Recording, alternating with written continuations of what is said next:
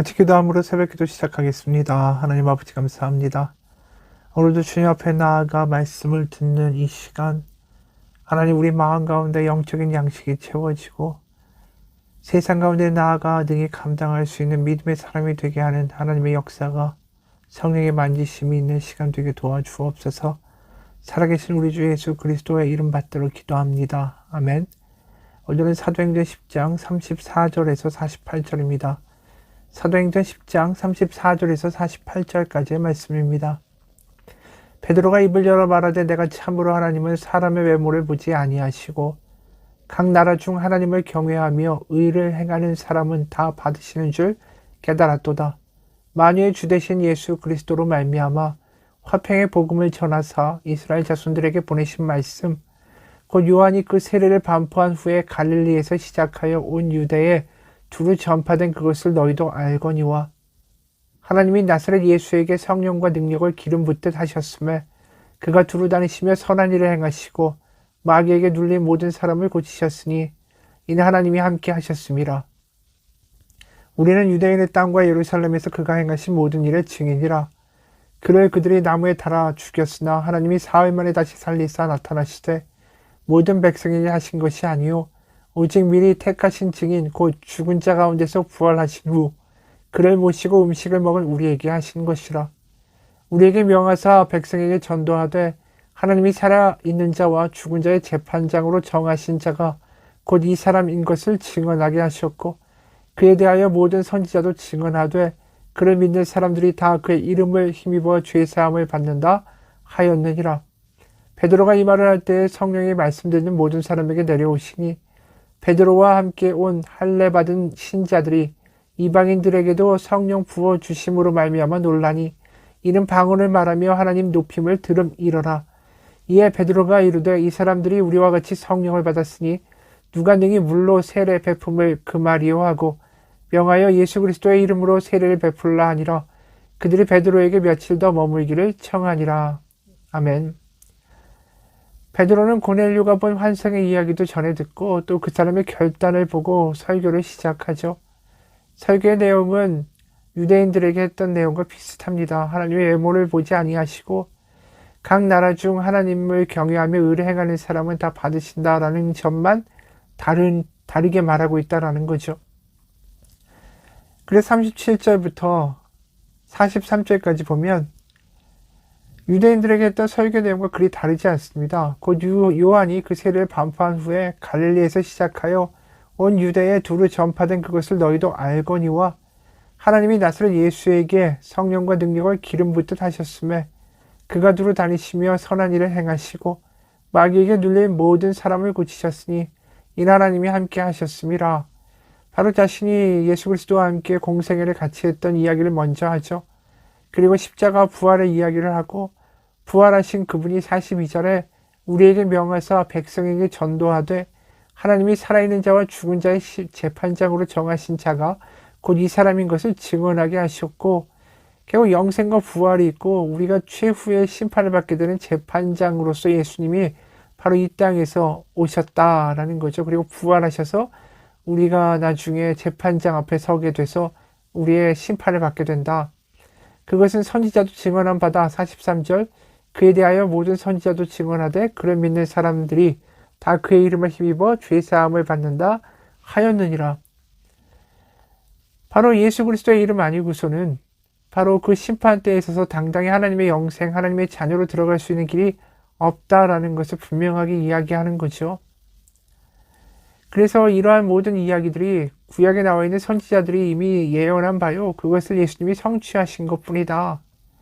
그래 유대인들한테는 이렇게 이야기하죠. 그런 그분을 너희가 죽였다.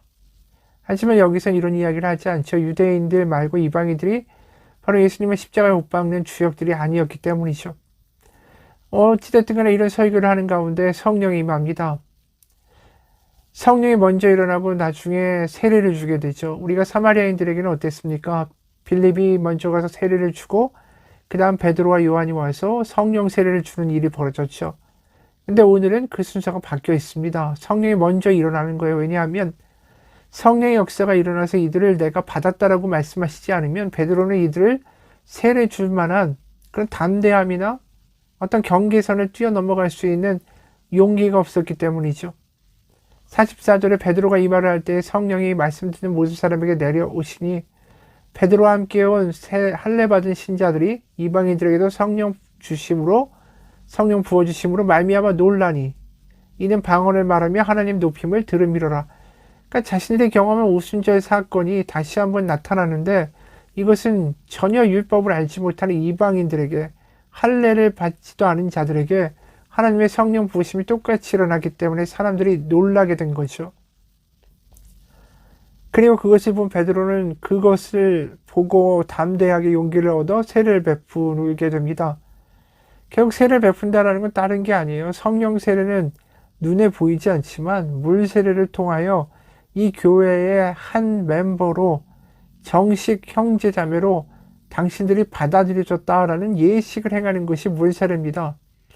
그래서 물 세례를 준다라는 것은 대단한 거죠. 왜냐하면 이 그동안 여태까지 세례를 주었던 모든 사람들은 그 사람들이 헬라파든 유대파이든 디아스포라이든 아니면 예루살렘에 있는 유대인들이든 아람어를 쓰든 헬라어를 쓰든 그 어떤 말을 쓰든 다 유대인들이었어요. 사마리아인들도 최소한 하나님의 구약에 대한 말씀을 알고 율법에 대한 것들을 알고 있었다라는 거죠. 그래서 거기까지가 그들의 울타리였던 거예요. 생각할 때에. 그러니까 땅끝까지 복음을 전하라 라고 이야기한다 할지라도 이것은 땅끝까지 펼쳐져 있는 디오스포라 유대인들에게 하나님의 복음을 전하라는 뜻인가 보다라고 이해하고 있었던 것이죠. 그런데 이 울타리가 이제 유대인이라는 이 영역을 벗어나서 로마인인, 특히 백부장이라는 이 사람에게까지 이 울타리가 넓혀진 거죠. 그 성령이 그렇게 하시는 것을 보고 세례를 줌으로 어떤 일이 벌어집니까? 이제 당신은 나의 형제입니다. 나의 자매입니다. 그래서 주님의 성찬과 식탁에 우리 같이 앉을 수 있는 형제와 자매가 되는 것입니다. 같이 식사도 하게 되죠. 이러면 이방인과 식사하는 것은 율법을 어기는 일 아닙니까?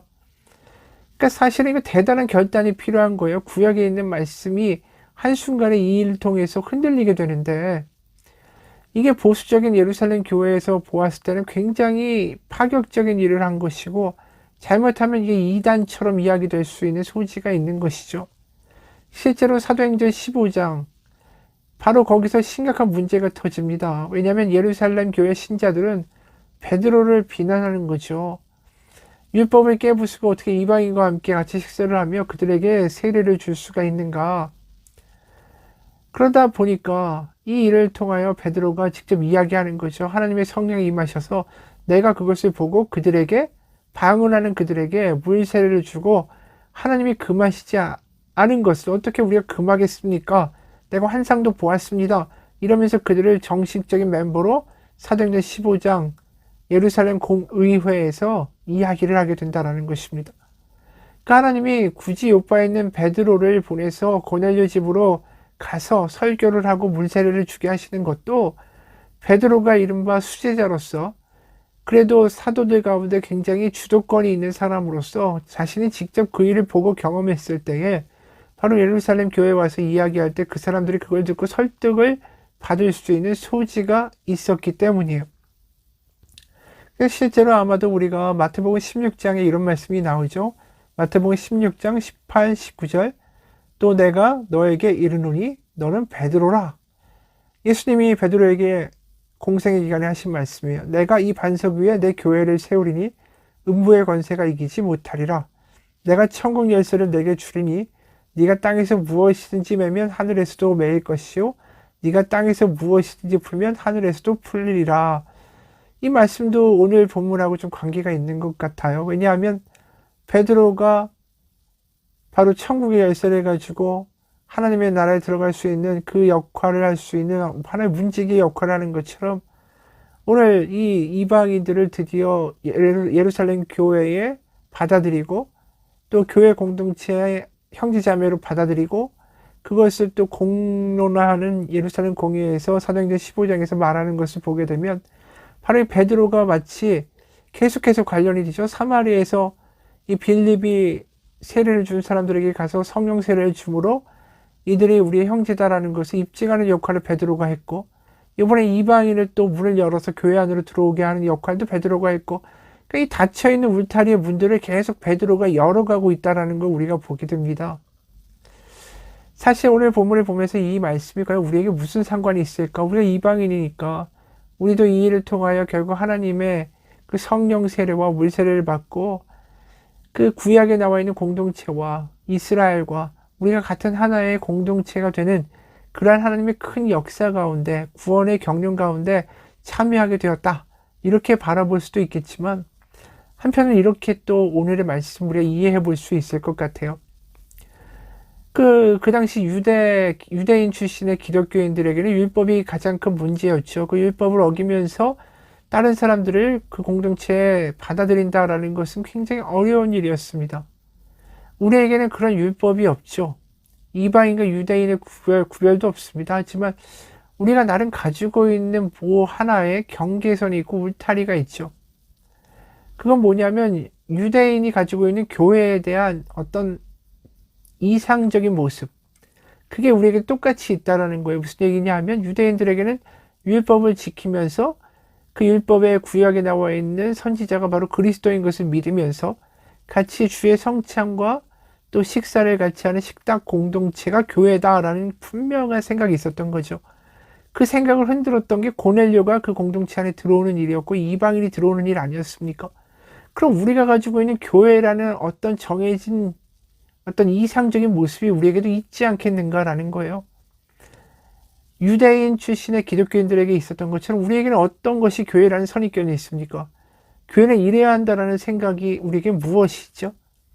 대부분 교회라는 게 거룩하고 경건한 곳이고 십자가가 앞에 있고 또 거기서 경건하게 아니면 음악을 연주한 악기들과 함께 찬양팀과 함께 예배하는 곳이 그런 교회다. 교회가 건물이다. 마치 이런 어떤 선입견과 정해진 생각이 있어요. 마치 유대인들이 이미 이야기한 것처럼 그들의 교회는 율법도 낭독되고 그리스도의 복음도 전파가 되고 절기도 지키면서 주의 식탁에 참여하는 것이 교회다. 바로 그럼 우리에게도 이런 어떤 정해진 스테레오타입에 정해진 어떤 선입견의 교회의 모습들이 있지 않을까라는 거예요.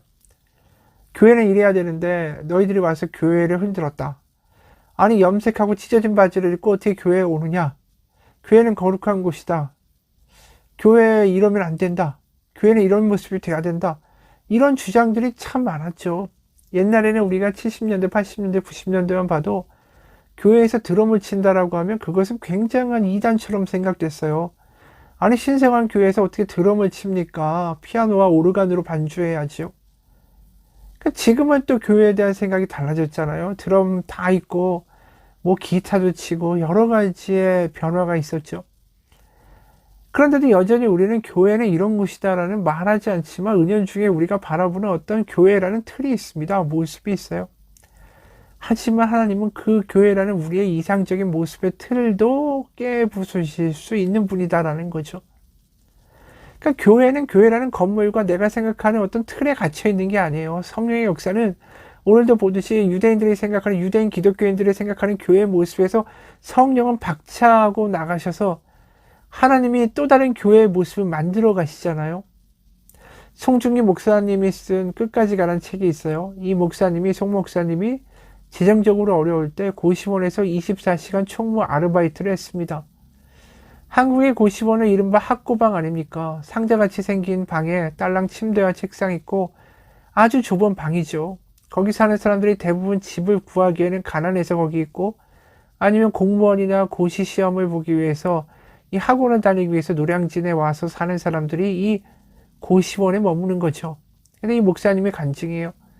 고시원 사람들은 하나같이 예수님이 절실히 필요한 사람들이었다. 가난하고 심신이 망가지고 진리의 빛이 없어서 고생하고 어둠의 세력에게 정신적으로 억압받고 영적으로 짓눌려 있었다. 그중 유독 만나기 힘들었던 66호에 묵고 있는 사람을 한참 후에야 만나게 되었다. 오랜 대화 후에 그가 물었다. 그런데 대체 뭐하는 사람이기에 내 이야기를 이렇게 오래 들어주는 거죠? 나는 떠오르는 대로 바로 대답했다. 사랑해서요. 그는 하나님이 이미 예비를 해두신 영혼이었다. 뜬금없는 짧은 말에 하나님이 역사해 주셨다. 한동안 침묵하던 그가 갑자기 눈물을 흘리며 말했다. 오가면서 내가 기도하는 모습을 여러 번 봤다고. 처음에는 내가 아픈 줄 알았는데 볼 때마다 웅크리고 중얼거려서 한 번은 엿들었다고. 그랬더니 내가 고시원 사람들의 이름을 부르며 기도하더란다. 그 후로 새로운 총무가 방마다 방문해서 대화를 하며 전도한다는 소문을 들었다고 했다. 그래서 평생 교회에 한 번도 가본 적이 없지만 자기 차례가 되기를 오래 기다렸다고 했다. 그가 눈물을 훔치며 말했다. 하나님이 정말 계세요? 그러면 저는 뭘 하면 되는 거죠? 나는 한 것이 없었다. 단지 그를 위해 몇 주 동안 기도했을 뿐이다. 그를 만나서도 반나절 동안 그의 험난했던 인생 이야기를 들어준 게 전부였다. 하지만 그는 하나님이 이미 예비해 두신 영혼이었다. 내가 대답했다. 예수님 믿으시면 돼요, 형님. 제가 기도해 드릴게요. 우리는 갈매기살을 굽던 그 자리에서 함께 영접 기도를 했다. 그리고 내가 읽던 성경책을 그에게 주었다. 우리는 식사 후에 다시 옥상으로 올라갔다. 그날 밤 매직 고시원 옥상에서는 철야 예배가 진행되었다. 나는 그에게 찬송과 나 같은 죄인 살리신을 가르쳐 주었다. 우리가 찬송을 100번쯤 부르는 동안 지난 몇 주 동안 예수님을 영접했던 다른 사람들이 하나, 둘 옥상으로 올라왔다. 그렇게 구원받는 사람들이 점점 늘어갔다. 하나님은 고시원에 교회를 세우셨다. 우리는 오가며 서로 반가워했다. 함께 밥을 먹고 성경 말씀을 나누고 기도와 찬양을 드렸다. 고시원 옥상은 예배로 점점 시끄러워졌다. 그러나 변화는 눈에 띄었다. 누가 자기 반찬을 먹었냐며 냉장고를 붙들고 서로에게 쌍욕을 하던 누나들이 온순해졌다. 술에 취해 늘 신세 한탄을 하던 재수생이 공부를 다시 시작했다. 밤마다 시끄럽게 주정을 하던 일당 노동자 할아버지가 밤에 조용히 주무셨다. 가출해서 클럽이나 술집에서 일하던 청소년들이 변화되어 집으로 돌아갔다. 예수님 때문에 고시원을 떠나는 사람들이 점점 늘어갔다. 한 명씩 떠날 때마다 더 많은 사람들이 믿음의 힘을 얻었다. 새 생명과 새 힘을 얻어 삶의 현장으로 돌아가는 그들의 모습에서 예수님이 보이는 듯 했다. 또 다른 사람들의 변화도 더 빨라졌다. 누구도 그들을 고시원 옥상 예배에 붙잡아 두려고 하지 않았다. 예수님 때문에 모이고 그분 때문에 떠났던 곳 고시원, 그곳은 교회였다. 여러분, 이게 교회 아닙니까? 교회는 건물이 아닙니다. 근사한 예식이 있는 곳도 아니고, 교회는 바로 성령이 살아 숨쉬시는 곳, 자유가 있는 곳, 죄사함이 있는 곳, 해방이 있는 곳, 그래서 수많은 영혼들이 하나님께 돌아오는 곳, 그것이 교회입니다.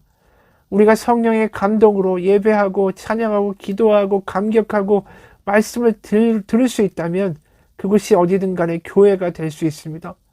그것이 교회가 가정이 될 수 있고 우리의 셀 모임이 교회가 될 수 있고 아니면 억울하고 힘들고 지친 이들과 함께 울며 기도해주는 그것이 교회가 될 수 있습니다. 예수님도 말씀하시죠. 마태복음 18장 20절의 말씀입니다. 두세 사람이 내 이름으로 모인 곳에는 나도 그들 중에 있느니라. 같이 기도하겠습니다. 하나님, 살아있는 예배를 드리고 싶습니다. 살아있는 교회가 되기 원합니다. 건물만 있는 교회, 이 건물에 들어왔다 나가면 교회와 상관없는 삶을 사는 것이 아니라 우리의 삶이 교회가 되기 원하고 우리의 정해진 울타리를 넘어가 하나님의 말씀을 전하며 그곳에서 하나님의 임재를 경험할 수 있는 살아있는 교회가 우리가 가는 곳마다 열려지기를 소원합니다. 하나님, 성령으로 역사하옵소서. 두세 사람이 모인 곳에, 내 이름으로 모인 곳에 나도 그들 중에 있다고 말씀하신 그 말씀처럼 우리의 가정이 살아있는 교회, 우리의 셀 모임이 살아있는 교회, 내가 가는 곳이 살아있는 교회가 역사하는 간증이 날로 날로 더하게 하여 주옵소서. 살아계신 우리 주 예수 그리스도의 이름 받들어 기도합니다. 아멘.